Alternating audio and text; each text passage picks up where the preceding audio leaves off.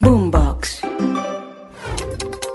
Hola a todos, yo soy Miguel Garzón del servicio informativo de Blue Radio y estas son las noticias más importantes de este martes 26 de julio del año 2022. Comenzamos con noticias que tienen que ver con la cultura y la música del país porque murió el rey del despecho Darío Gómez en la clínica Las Américas de Medellín. Según detallaron desde la clínica, el deceso del cantante se produjo sobre las 7:30 de la noche, luego de sufrir un colapso de salud en su casa.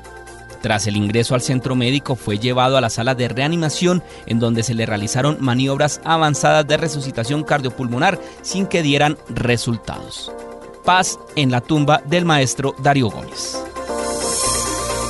Hablamos ahora de noticias políticas porque el Senado de la República aprobó en segundo de 4 debates el proyecto de ley que ratifica el acuerdo de Escazú. La iniciativa, que había fracasado en 3 oportunidades, logró avanzar gracias a la recomposición de las mayorías hoy más cercanas al gobierno electo de Gustavo Petro. Con un total de 74 votos por el sí y 22 por el no, los senadores respaldaron el tránsito del proyecto a la Cámara de Representantes con el apoyo de las bancadas que incluso habían expresado reparos en el pasado, como el Partido Conservador. Al respecto habla el senador Iván Cepeda. Comienza a funcionar efectivamente como lo habíamos anunciado, unas mayorías para el cambio histórico en el Congreso de Colombia. Las dos únicas colectividades que se opusieron fueron el Centro Democrático y Cambio Radical, argumentando preocupaciones sobre la seguridad jurídica y la posible afectación a la inversión. Incluso previo a la discusión, la senadora uribista María Fernanda Cabal protagonizó una dura discusión con activistas y criticó la forma en la que se terminó aprobando el acuerdo. Me parece muy divertido el senador Cepeda, que dice que es un congreso consciente, no es un congreso diabético. Aquí van buenas dosis de mermelada. Por otro lado, el Consejo Nacional Electoral abrió indagación al pacto histórico por los petrovideos. Además, fueron citados a declarar el presidente del Senado, Roy Barreras, la congresista Clara López y el senador Temístocles Ortega. Además, llamaron a ampliar la declaración al denunciante Pablo Bustos, director de la Red Nacional de Veedurías Ciudadanas, y a Luis Bernardo Medina Pavón, quien también presentó una queja. Por otro lado, la autoridad electoral decreta pruebas como los videos del caso que son solicitados a los medios de comunicación y al pacto histórico y las declaraciones de todos y cada uno de los intervinientes en las reuniones.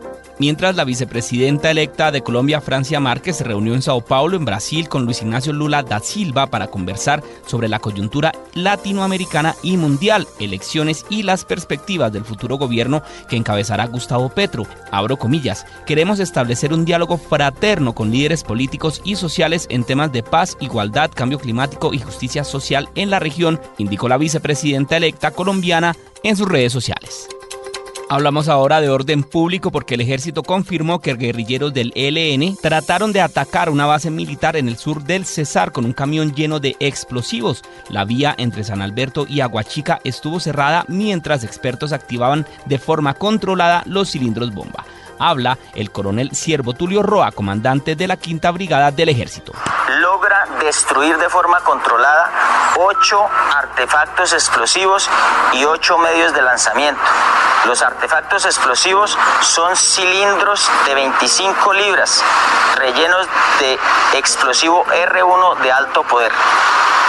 Todo este material ya fue destruido de forma controlada. Por otro lado, en Frontino, en Antioquia, se reportaron confrontaciones entre el ejército y el clan del Golfo. Allí la alcaldía pidió respeto porque los hechos se dieron en inmediaciones de 2 colegios. Habla Jorge Elejalde, el alcalde de Frontino. En el ejército no hay personas lesionadas ni muertas, gloria a Dios, ni en la población civil. Sí hay mucho susto, la gente está muy nerviosa. Lo cierto del caso es que es un llamado que hacemos a que queremos estar en paz, queremos vivir en paz, que ahí pusieron en riesgo la vida de los estudiantes y de la población civil de la Gabriela Huay y de los estudiantes de la Normal Superior. Por otro lado, la JEP llamó a rendir versión al general en retiro Mario Montoya en el caso que investiga los falsos positivos. El excomandante del ejército deberá responder si tiene algún grado de responsabilidad en casos de ejecuciones extrajudiciales que se presentaron mientras él comandaba la 4ª Brigada entre los años 2002 y 2003.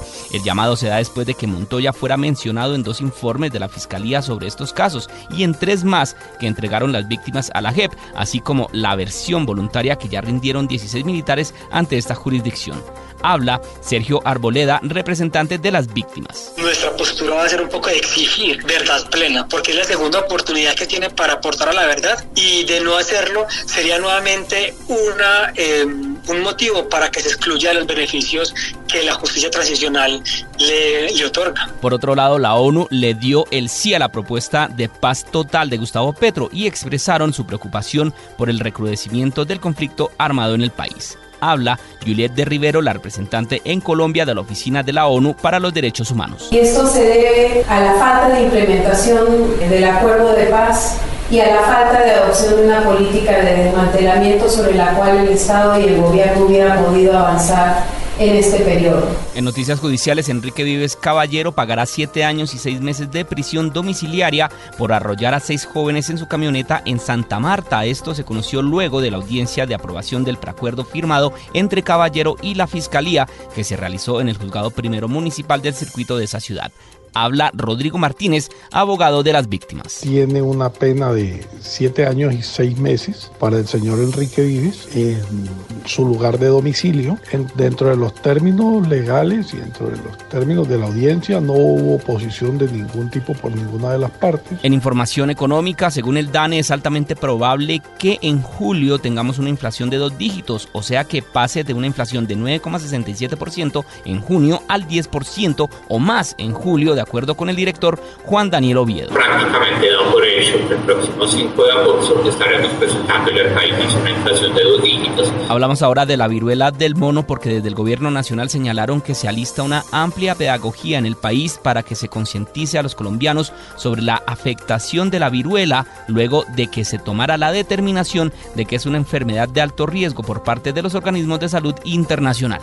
Habla el presidente Iván Duque. Hay que hacer una pedagogía clara. Yo le he pedido al ministro Fernando Ruiz, a los viceministros, al Instituto Nacional de Salud, que hagamos toda la pedagogía y que entendamos cuáles son esos factores que pueden ser altamente transmisores de esta enfermedad. Obviamente hay que prestarle atención. Vamos ahora con información internacional porque el expresidente Donald Trump regresó a Washington con polémicas declaraciones. En una de ellas sugiere ejecutar a los traficantes de drogas para salvar así 500 vidas. But now our country has been brought to its knees, literally brought to its knees, and who would have thought this could happen? En esta declaración dice que la nación ha sido puesta de rodillas, literalmente de rodillas, y se pregunta, ¿quién lo habría pensado? Y finalizamos con deportes porque el uruguayo Luis Suárez anunció en sus redes sociales que tiene un preacuerdo con el Club Uruguayo Nacional por 3 meses hasta el Mundial de Qatar de 2022. Así el delantero de 35 años volverá al club que lo vio debutar en Primera División en el año 2005.